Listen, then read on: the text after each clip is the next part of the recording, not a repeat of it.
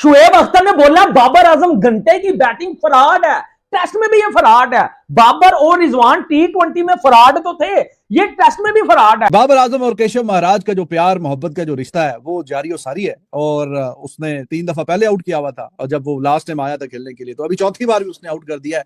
फिर जिसको कहते हैं ना बाबर आजम की अगर बात की जाए तो मैं तो यही कहूंगा, देखो आप बाबर आजम साहब पे आज भी बाबर आजम देखें, मैं जितने अरसे से बाबर आजम रन नहीं कर रहे हैं ना, किसी एक इनिंग्स में भी ऐसे नहीं लगा कि Babar Azam out of form है, या तो किस्मत उनका साथ नहीं दे रही, अच्छी बॉल पे आउट हो जाते हैं। और जितने भी बाबर आजम की इनिंग्स लास्ट 4-5 देख लेना तो अच्छी बॉल्स पे ही आउट हुए। आज बच्चे आपको बताएंगे कि बाबर आजम आज बहुत अनलकी थे, टोनी डिजोर्सी ने कैच बड़ा अच्छा पकड़ लिया। शुएब अख्तर ने बोला बाबर आजम घंटे की बैटिंग फराड है, टेस्ट में भी ये फराड है। बाबर और रिजवान T20 में फराड तो थे, ये टेस्ट में भी फराड है। शुएब अख्तर की ये स्टेटमेंट पूरे पाकिस्तान में वायरल हो रही है, क्योंकि ठीक बोला भाई साहब शुएब अख्तर ने, और घंटे के फैन शुएब अख्तर को गालियां भी दे रहे हैं। अब T20 में बोले कम हो जाती हैं, ठीक है, वो ओडीआई में थोड़ा सा इनिंग को बिल्ड करना पड़ता है। बेटा ये टेस्ट मैच है, जितनी मर्जी बोले ले ले, जितनी मर्जी बोले ले ले, फिर भी तो फ्लॉप हो गया, ठीक है। शुएब अख्तर ने बोला इसकी बैटिंग टेस्ट में भी फराड है, ये कुछ नहीं कर सकता। और रिजवान क्या किया है रिजवान ने वो बताता हूं। Pakistan versus South Africa second test in Pindi, day 1 stump हो चुका है। 259 के ऊपर 5 आउट है। इतनी थकी हुई थर्ड क्लास घटिया बैटिंग पाकिस्तान ने की है कि साउथ अफ्रीका ने हमें एक्सपोज कर दिया है। उसकी वजह मैं आपको बताऊंगा। रावलपिंडी में मैं कई दफा जा चुका हूं मैच देखने, टेस्ट मैच भी, PSL भी, T20 भी। जो पिंडी की पिचर है, मैं आपको एक चीज बताता हूं। इंग्लैंड की टीम आई थी इसी जो है वो टेस्ट मैच पिंडी में खेलने पाकिस्तान के जो है वो खिलाफ। उन्होंने इसी विकेट के ऊपर, सेम विकेट थी, उन्होंने एक दिन में 700 रन मारे थे, एक दिन में।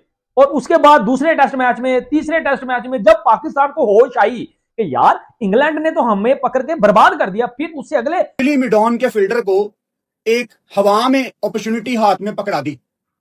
बाबर आजम के कैलिबर का बल्लेबाज, जब आपको पता है कि मेरे सर पे फील्डर खड़ा हुआ है सिली मिडॉन पे, आप कैसे हार्ड हैंड्स के साथ बल्ला पकड़ सकते हैं? Babar Azam needs to learn from Shan Masood. Babar Azam needs to learn from Saud Shakeel कि सॉफ्ट हैंड क्या चीज होती है। अब ऐसा नहीं है कि बाबर को पता नहीं है कि सॉफ्ट हैंड और हार्ड हैंड्स में क्या फर्क है।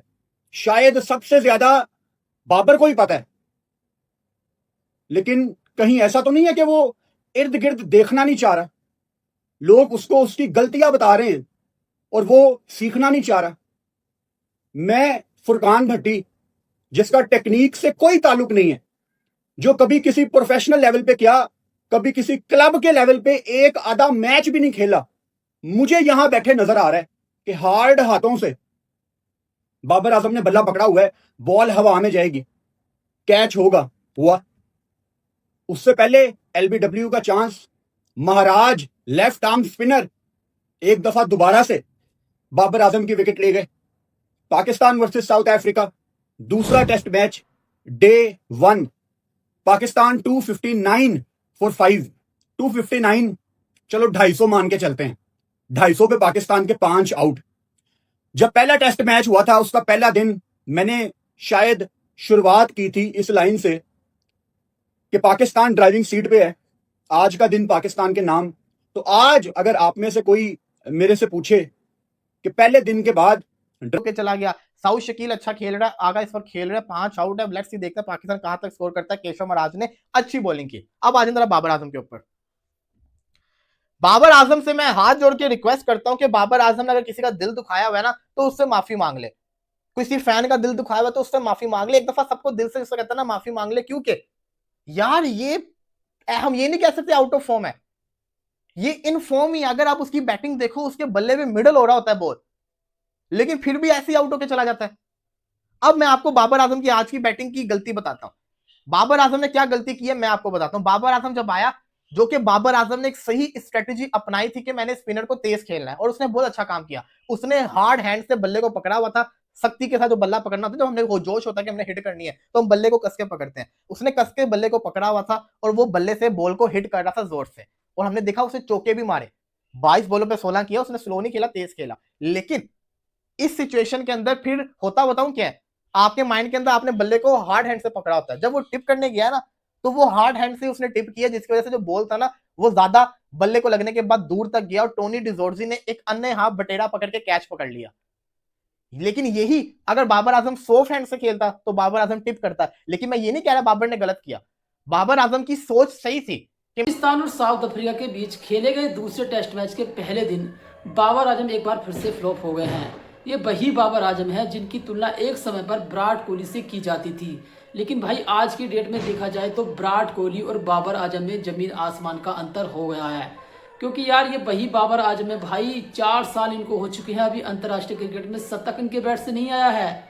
लास्ट शतक भी इन्होंने किस टीम के खिलाफ लगाया, नेपाल जैसी टीम के खिलाफ इन्होंने लास्ट शतक लगाया। उसके बाद आज तक इनके बैट से शतक नहीं आया।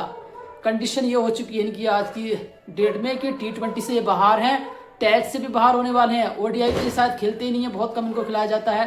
तो बाबर आजम का कैरियर भाई लग नहीं रहा है कि ज़्यादा समय तक टिकेगा। जिस तरीके के इनके कारनामे चल रहे हैं ना फॉर्म को लेकर, तो हमें नहीं लग रहा है ज़्यादा समय तक टिकेंगे। लेकिन इसी की खराब फॉर्म पर आज भी तनवीर अहमद इसकी तारीफ करता है। आज भी तनवीर अहमद भाई इसको तारीफ कर रहा है कि बाबर आजम अभी भी फॉर्म में रहे, बैट में बॉल लग रहा है लेकिन लक साथ नहीं है।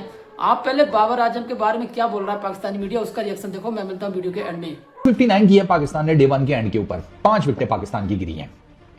माशाल्लाह से साउथ अफ्रीका ने पहले टेस्ट मैच में ना 4 कैच ड्रॉप किए थे।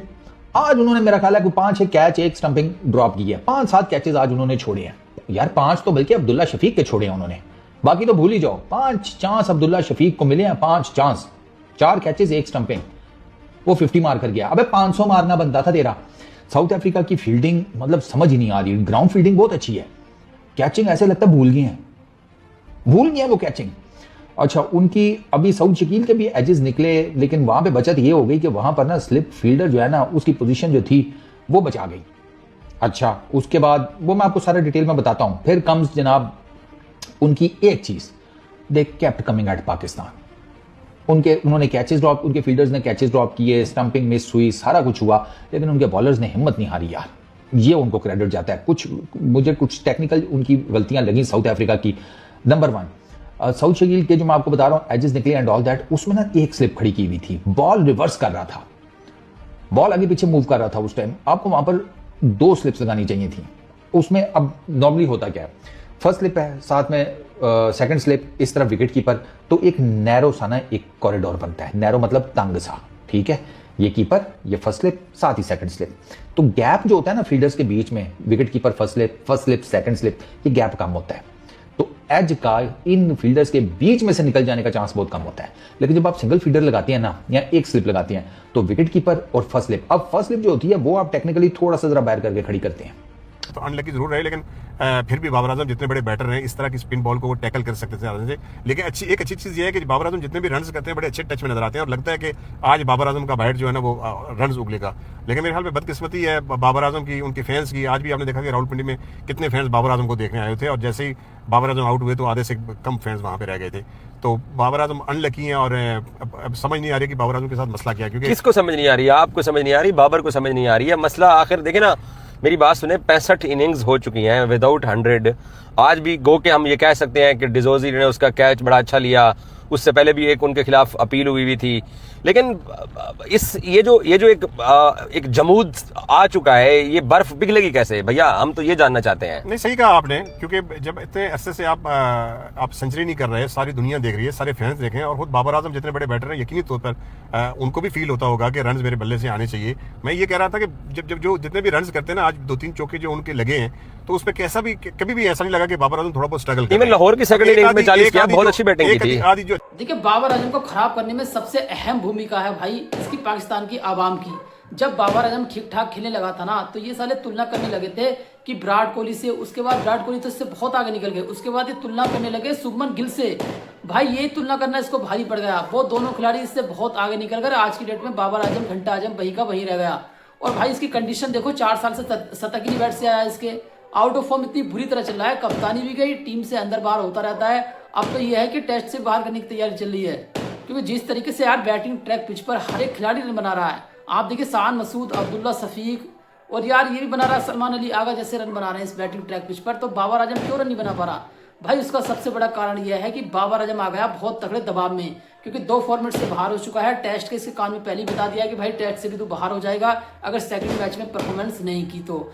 अब दूसरी पारी में थोड़े बहुत रन बनाए तो बनाए भाई, मुझे तो लग नहीं रहा कि बाबर आजम ये आने वाले समय में भी कुछ कर पाएगा। मुझे तो इसके कैरियर पर अब लग रहा है संदेह कि कहीं ना कहीं जल्दी इसका पीसीबी कैरियर खत्म ना कर दे, क्योंकि जिस तरीके से खराब फॉर्म में चल रहा है। आज के लिए बस इतना ही। वीडियो अच्छा लगा वीडियो को लाइक करना, कमेंट करना, हमारे यूट्यूब चैनल पर भागकर क्रिकेट क्लब को सब्सक्राइब करना। मिलते हैं बहुत जल्दी एक नई वीडियो के साथ। जय हिंद, वंदे मातरम।